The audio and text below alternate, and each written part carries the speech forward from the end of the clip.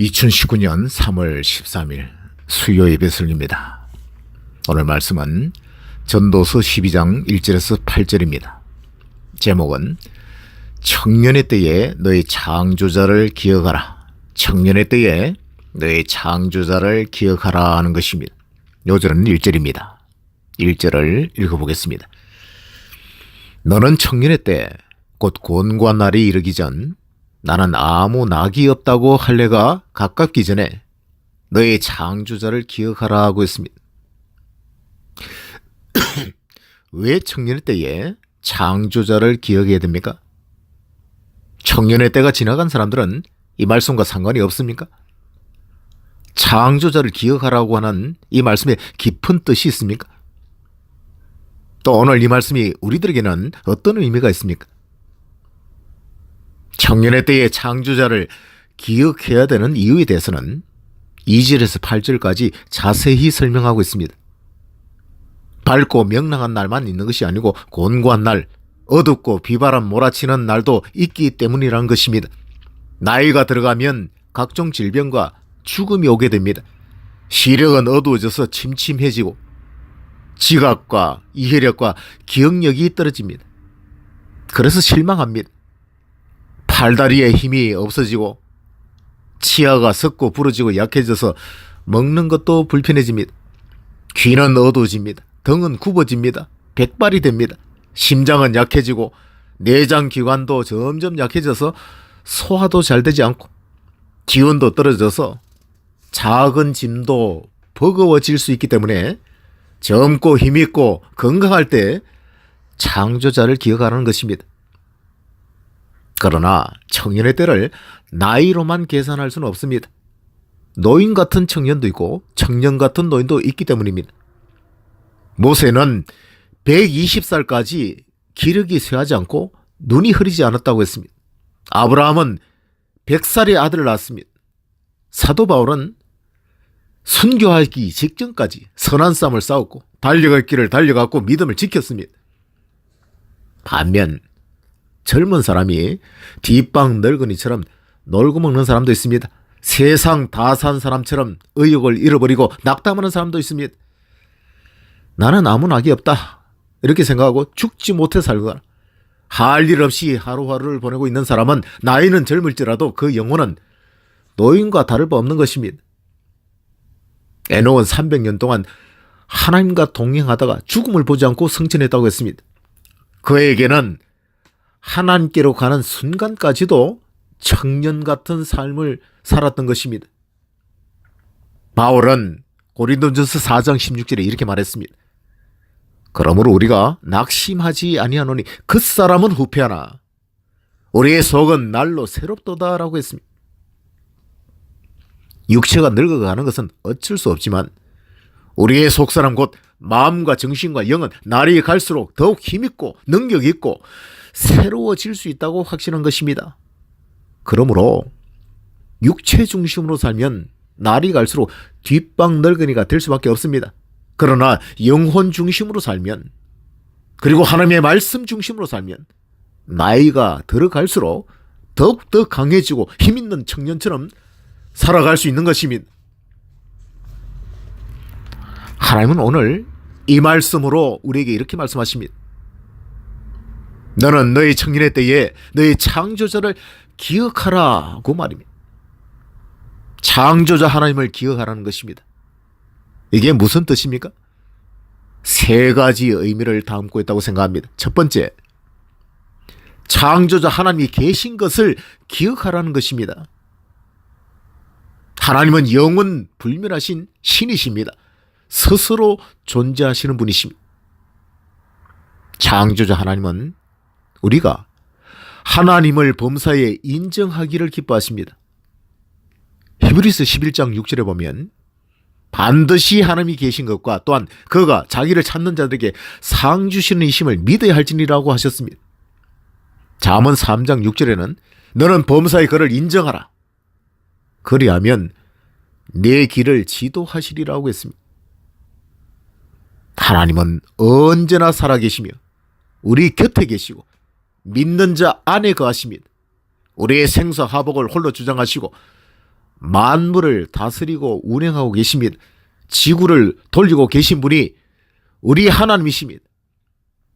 우리 눈에는 보이지 않을지라도 하나님은 항상 살아계셔서 우리 머리털 하늘까지도 간섭하고 계신 것입니다. 우리 눈에 보이는 모든 만물이 다 하나님의 작품입니다. 하나님께서 지금도 그것들을 통치하고 계시는 것입니다. 이것을 우리는 결코 망각해서는 안 되는 것입니다. 둘째, 창조자 하나님의 뜻이 무엇인지를 기억하라는 뜻입니다. 하나님의 뜻이 무엇인지를 기억하라는 것입니다. 즉 우리 자신에 대한 하나님의 뜻이 무엇인지를 잊지 말고 그분의 뜻대로 순종하라는 말씀입니다. 하나님께서 우리를 이 땅에 태어나게 하시고 살아가게 하신 이유가 있고 목적이 있는 것입니다. 하나님이 우리를 창조하신 이유와 목적은 에베소서 1장 6절과 12절에 잘 나타나 있습니다. 읽어보겠습니다. 이는 그의 사랑하시는 자 안에서 우리에게 거저 주시는 바 그의 은혜의 영광을 찬미하게 하려는 것이라고 했고, 또 이는 그리스도 예수 안에서 전부터 바라던 우리로 그의 영광의 찬송이 되게 하려 하심이라고 했습니다. 그래서 바울은 먹든지 마시든지 무엇을 하든지 하나님의 영광을 위해서 하라고 가르쳤습니다. 우리는 하나님의 영광을 위해서, 하나님을 찬송하기 위해서, 또 하나님을 기쁘시게 해드리기 위해서 살아야 됩니다. 그래서 우리는 하나님께 예배를 드리는 것입니다. 하나님은 우리가 신령과 진정으로 예배드리는 것을 기뻐하십니다. 그러므로 예배를 소중히 여겨야 됩니다. 예배가 없다면 하나님의 은혜도 없는 것이고 하나님의 축복도 없는 것입니다. 모이기를 힘쓰라고 하신 이 말씀도 하나님께 예배를 드려야 하기 때문입니다. 두세 사람이 내 이름을 모인 곳에는 나도 있다고 예수님이 말씀하셨습니다. 로마서 12장 1절 2절에 보면 너희 몸을 하나님이 기뻐하시는 거룩한 사한 제사로 드리라. 이는 너희의 드릴 영적 예배니라고 했습니다. 그리고 너희는 이 세대를 본받지 말고 오직 마음을 새롭게 함으로 변화를 받아 하나님의 선하시고 기뻐하시고 온전하신 뜻이 무엇인지를 분별하도록 하라고 했습니다. 또 에베소서 5장 15절에서 17절에 보면 너희가 어떻게 행할 것을 자세히 주의해서 지혜 없는 자 같이 말고 오직 지혜 있는 자 같이 해서 세월을 아껴라. 때가 악하니라. 그러므로 어리석은 자가 되지 말고 오직 주의 뜻이 무엇인지 이해하라고 했습니다. 사도 바울은 자기에 대한 주님의 뜻이 무엇인지를 알고 살았습니다. 이방인의 사도로 명을 받았고 복음 전도의 사명을 다하기 위해서 선한 싸움을 싸웠고 달려갈 길을 달려갔고 믿음을 지키다가 순교했습니다. 그래서 그는 훗날 주님 앞에 서게 될 때 의의 면류관을 받게 될 줄 확신했던 것입니다. 셋째, 창조자를 기억하라고 하는 이 말씀의 의미는 죽게 되면 창조자 하나님께로 돌아가게 된다는 것을 기억하라는 뜻입니다. 죽음을 생각하지도 않고 죽음을 준비하지도 않고 또 반드시 창조자 하나님 앞에서 선악간에 심판받게 된다는 것을 망각하고 사는 사람은 참 성도의 삶이 아닌 것입니다. 우리는 영적 신랑 되신 예수님을 맞아야 되는 영적 신부입니다. 죽음은 반드시 오게 되어 있습니다. 우리는 우리 주 예수 그리스도 앞에 서게 됩니다. 그때 우리가 받았던 달란트, 문화에 대한 결산 보고와 주님의 반응을 보게 될 것입니다. 만약 오늘 우리가 죽어서 주님께로 간다면 주님께 어떤 모습으로 서게 될 것인지 생각해 보셨습니까? 한 달란트만 내놓을 것인지, 아니면 2달란트, 5달란트를 남겨서 내놓을 것인지, 5문화, 10문화를 내놓고 자랑할 것인지 생각해 봐야 됩니다.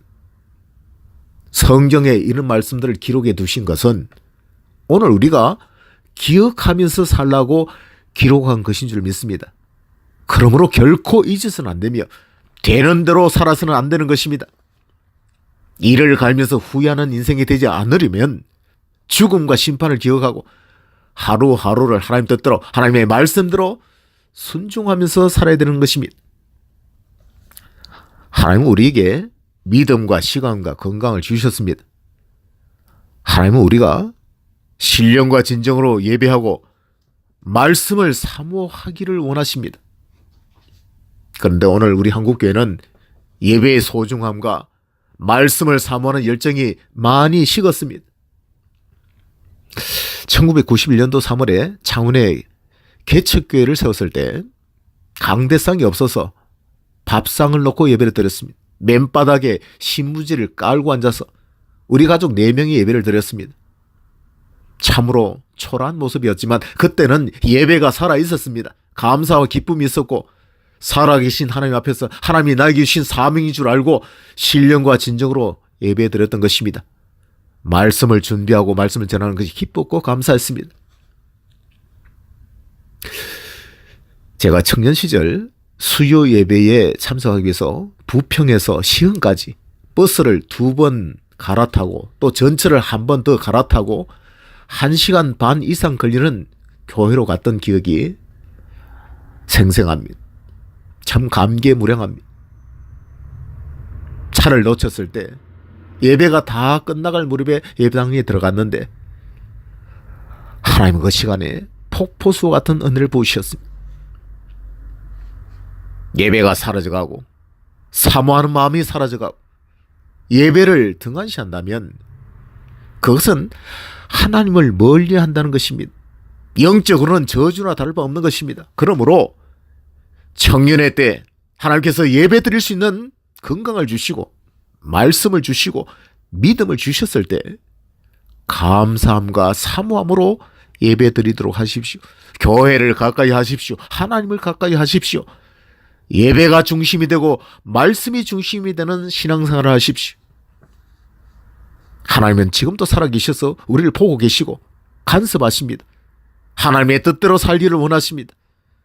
우리가 주님 앞에 서게 되는 날 부끄러움을 당하지 않도록 하루하루를 주님과 동행하고 주의 말씀을 붙들고 주님을 기쁘시게 해드리도록 하십시오. 그리하면 우리 주님께서는 우리와 동행해 주실 것입니다. 기쁨을 주실 것입니다. 축복하시고 영원한 생명으로 보상해 주실 줄을 믿습니다. 이런 복된 성도들 되시기를 예수 그리스도의 이름으로 축원합니다. 아멘.